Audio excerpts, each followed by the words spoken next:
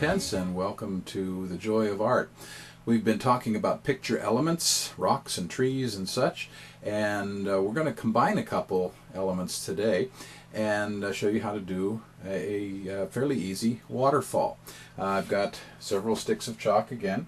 In this case I've got white, I've got dark, well this is medium blue, got a light blue, and then dark blue. And what I'm going to do is show you how to create a long, kind of a distant waterfall.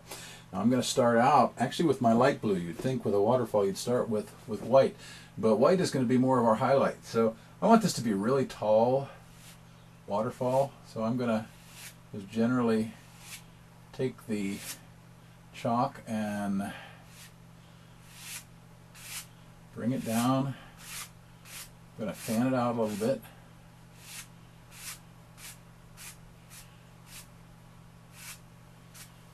Okay, so that's the start of my waterfall.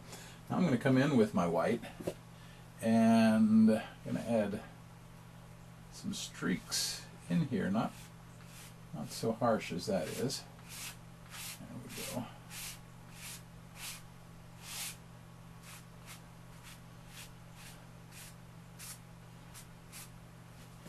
And then I'm going to bring some rocks in here. Remember we've worked on rocks a bit. So I'm just going to come down the side. I'm using pretty much the whole surface right now. Actually bring that down here a little bit more like that.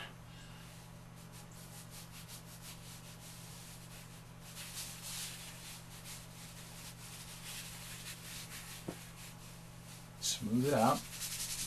I'm not trying to do a complete picture today, so I'm not worried too much about what's out here. Just kind of showing another picture element, something that you can try and have some fun with. And I'm going to come back down here, but whereas with this one I cut the stones actually into the waterfall, this one here I'm going to kind of keep smooth and flat. And again, I'm just going to bring it out here so I have a little bit of substance.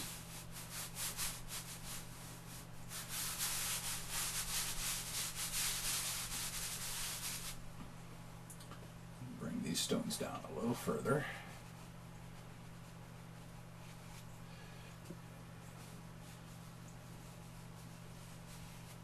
And then what I'm going to do is I'm going to come out here with my light blue. I'm actually going to bring that waterfall out over those rocks a little bit.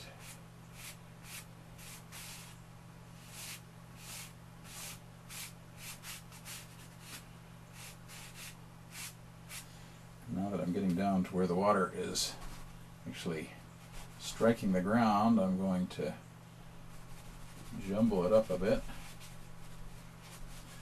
and just kind of make some raw shapes there.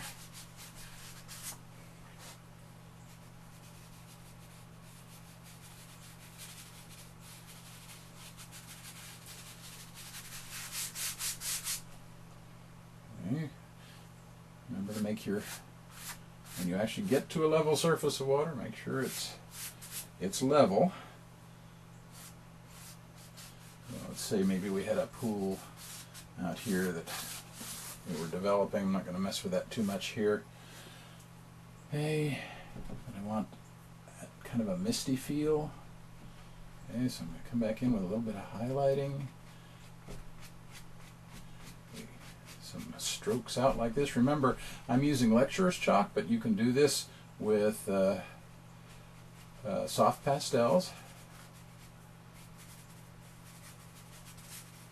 or lecturer's chalk, which you can get at eternityarts.com.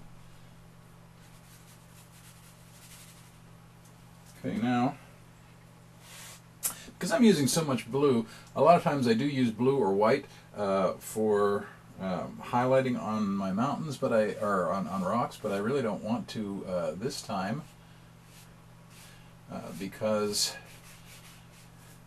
I don't want it to compete so much with the actual colors of the waterfall. I'm just laying in a little bit more white here. And you see why I'm using the blue up here, because then when I get down here to where the water is actually going in, the water is that much, or the white stands out that much more. But I'm going to actually use a little bit of kind of a medium brown here, just on the side of these rocks to give us a little definition. Not a whole lot. I'm not adding a lot of detail right now. I just wanted to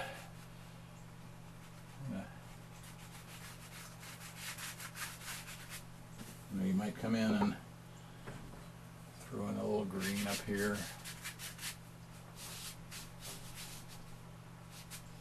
This is what's fun with chalk. You can just kind of start to play with it, and who knows what you come up with. And it's also a great way to learn. Just play, have fun. I always say have fun with art. Don't make it a chore. Have a good time. And if you feel like, well, it just doesn't look right, well, that's okay. That's part of the process of learning and improving. And I make mistakes all the time. I'm going to cut a hard edge in here.